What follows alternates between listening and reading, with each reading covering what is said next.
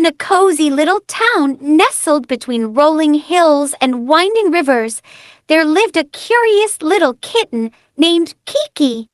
Kiki loved to explore and play all day long with her friends in the town square.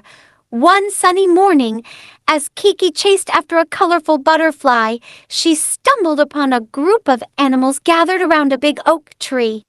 Intrigued, she tiptoed closer to see what was happening.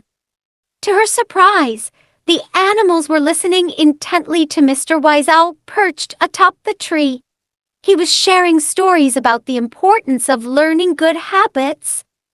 Good habits are like little seeds, Mr. Wise Owl hooted wisely.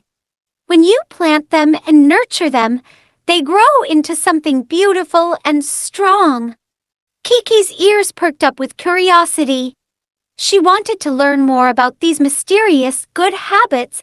After the storytelling session, Kiki approached Mr. Wise Owl and asked, "What are good habits, and how can I learn them?"